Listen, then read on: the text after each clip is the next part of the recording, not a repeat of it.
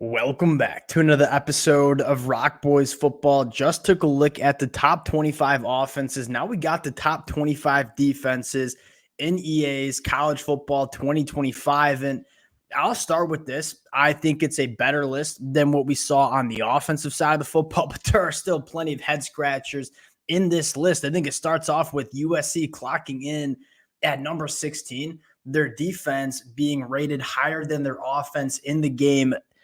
I feel like there's got to be some sort of safeguard. Like, all right, you're plugging in all these numbers and then it spits out these rankings. And I think someone's got to read over these names and say, hey, are we really going to release our rankings with USC's defense being rated higher than its offense? Big time question marks, right? I'll be the first one to admit I am a massive fan of D'Anton Lynn taking over this USC defense. Probably one of the bigger D'Anton Lynn fans that you see across the country. I don't even know if USC fans would be willing to put USC's defense in the top 20 in all of college football. A couple other question marks we have to talk about before we do, and as always, one, just want to say, had a blast breaking down the top 25 offenses. A ton of input from you guys in the comments section. It's been really fun to kind of peel back the layers of this game.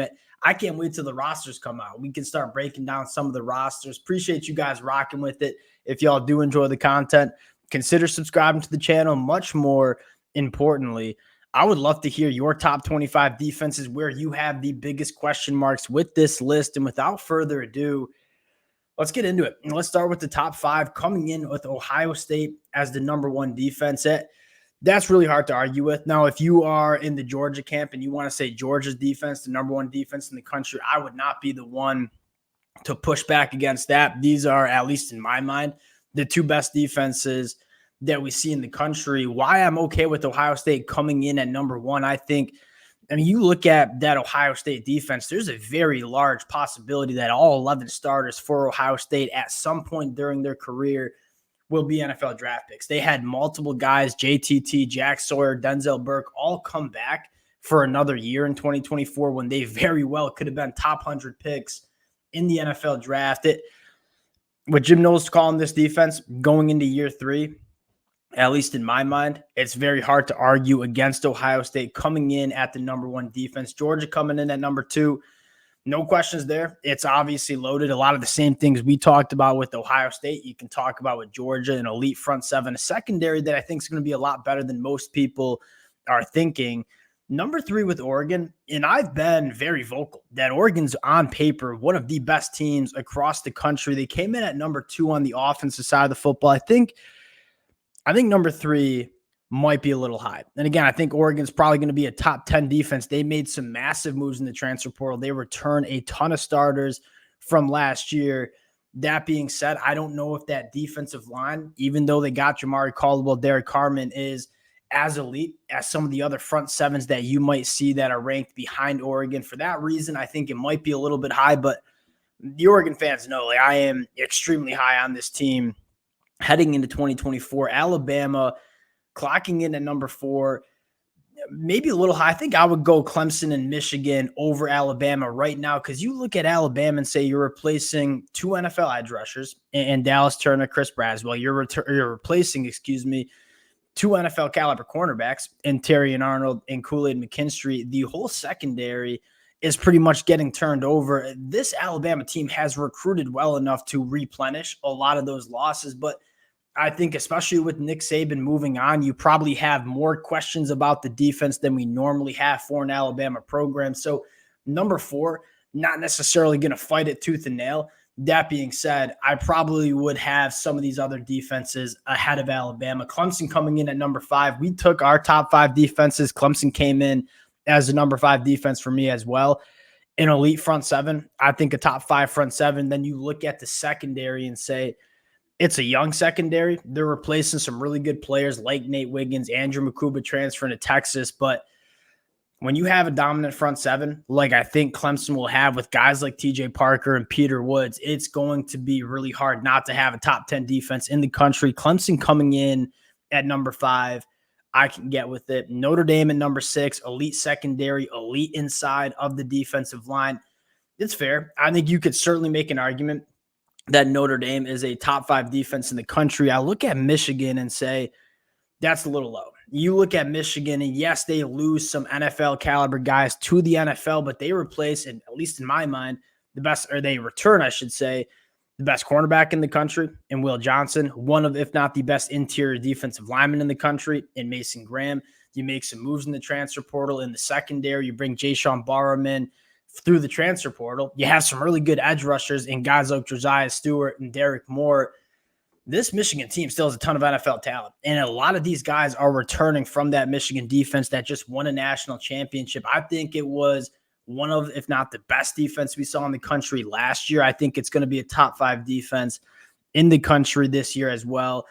Going down to Texas at 8, I can get with this. You look at this Texas defense, I think they're really good in a lot of different spots. I think the edge rushers for Texas, they're going to be really good. Now, I think the inside of the defensive line probably takes a step back as you lose guys like T'Vondre Sweat and Byron Murphy, but they did a really good job in the transfer portal. At least I thought, replacing some of those guys on the inside of the defensive line.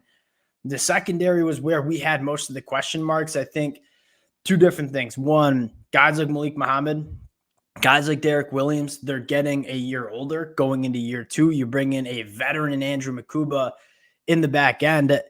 I think Texas certainly could be a top 10 defense in the country. Penn State coming in at number 9, probably a little bit low. You lose some really, really good players, guys like Chop Robinson, but you have some studs up front. I mean, Danny Dennis-Sutton, Abdul Carter, some of the better front 7 players that you see in the country.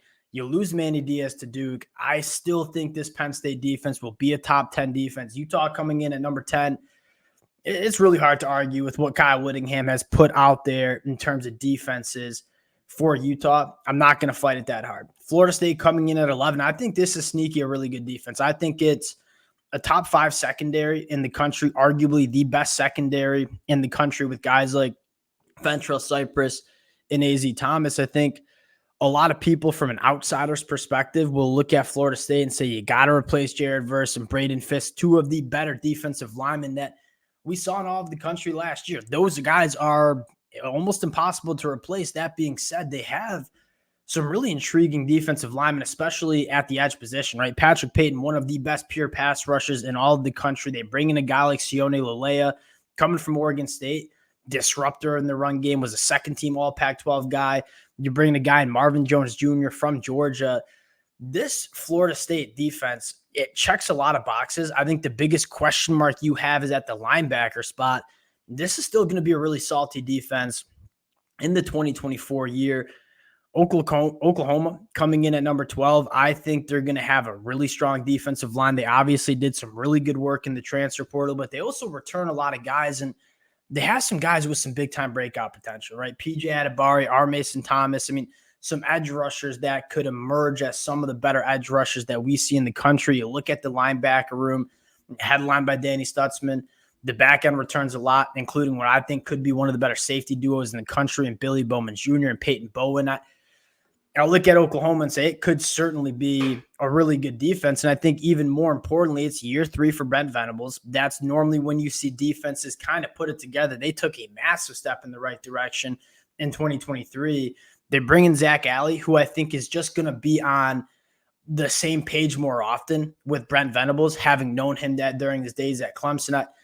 I think Oklahoma, it might be a little bit high. I don't know if I'm putting them over Iowa. That being said, Oklahoma's defense, I think, takes another step in the right direction. Iowa coming in at number 13. This is the age-old question of Iowa in terms of they consistently have top 5 numbers in the country, but they play Big Ten West offenses. I think this year will tell us a lot about the Iowa Hawkeyes when they get out of the Big Ten West. They have to play more explosive, more dynamic offenses. Let's just put it frankly, you look at this Iowa defense and say they play a lot of offenses that just don't put a lot of points on the board. It makes Iowa's defense look a lot better than maybe it is.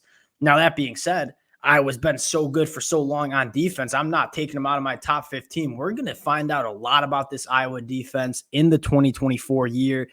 Going to number 14, Virginia Tech.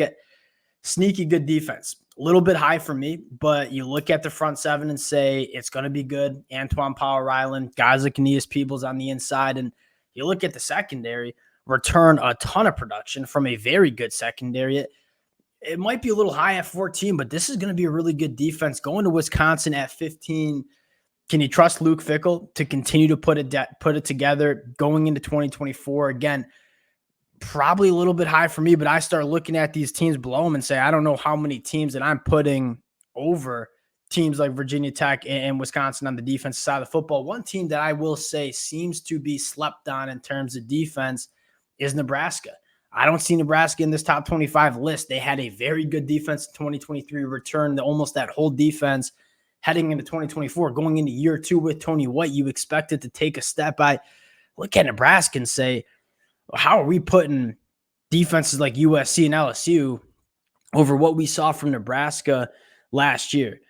16 USC. Hey, Dan Lynn made a lot of massive additions in the transfer portal. You get a massive upgrade in just defensive coaching with Dan Lynn and the new coaching staff that they brought in. We said it all of last year. This USC defense consistently underperformed their talent. You bring in Dan Lynn. I think you make some massive additions to that defensive coaching staff. If this USC defense can play to their talent, they're going to be a much better defense than we saw the last 2 years under Alex Grinch. That being said, I'm not putting them in the top 20 defense. And again, I think they just needed a proofreader here. Like, sign me up. I'm free. I got some free time. I'll look over these lists and just kind of tell you stuff that might not make sense. This is one of those ones that doesn't make sense. Auburn at 17, probably a little bit high for me. They have some question marks on the inside of the defensive line. That being said, they have a really solid secondary. They have some young talent in the front seven.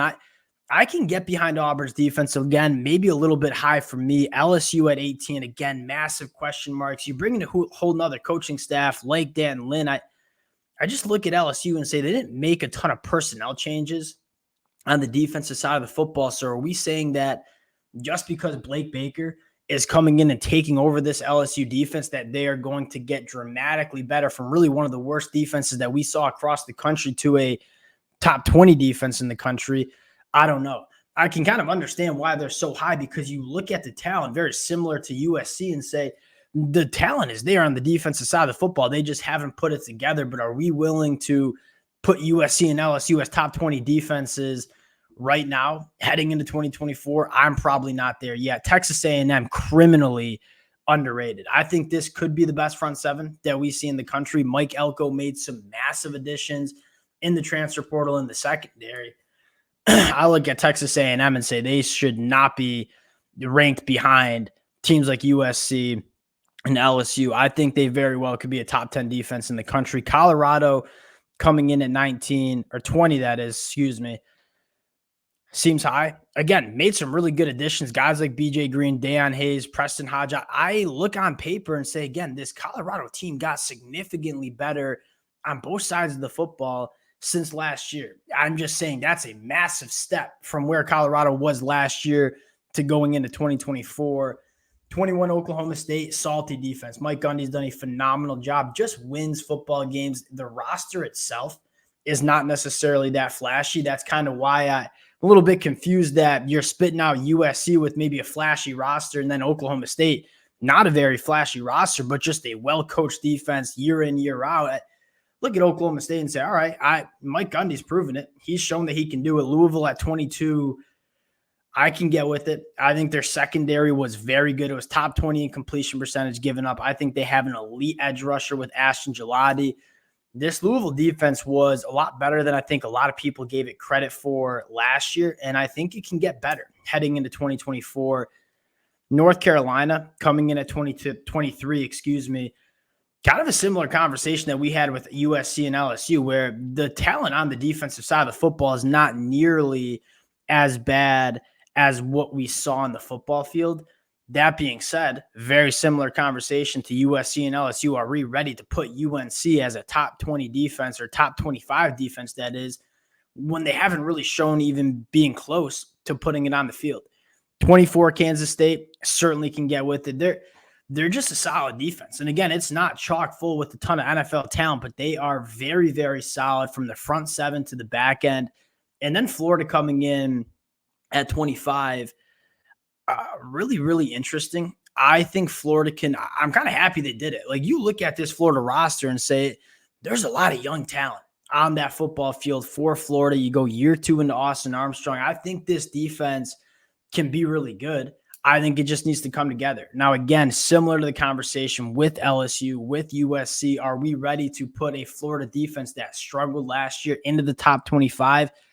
I'm not sure, especially when you're talking about programs like Nebraska or the Miami Hurricanes with what I think is going to be a really good front seven. We're leaving some of those teams off that list that I think probably should be on that list. You take a look at a few other teams that I think could have really good defenses. Iowa State and Ames, again, not a flashy roster. I think that defense is going to be awfully good in 2025 or 2024, excuse me. It's a better list than the offense, but again, there's just some question marks here where it's almost like they're not watching the football games. They're just plugging in names. I don't know where they're getting these rankings from, maybe recruiting rankings, but there's some question marks here. I think it's better than the offense, but there's still question marks. We'll close it there. I would love to hear from you guys in the comment section. Again, when these rosters come out, we'll get a better reflection of why these teams are ranked where they are. We'll break down the rosters. Appreciate you guys rocking with it. Again, if y'all do enjoy the content, consider subscribing to the channel. Appreciate you guys. We'll talk to y'all later. Peace.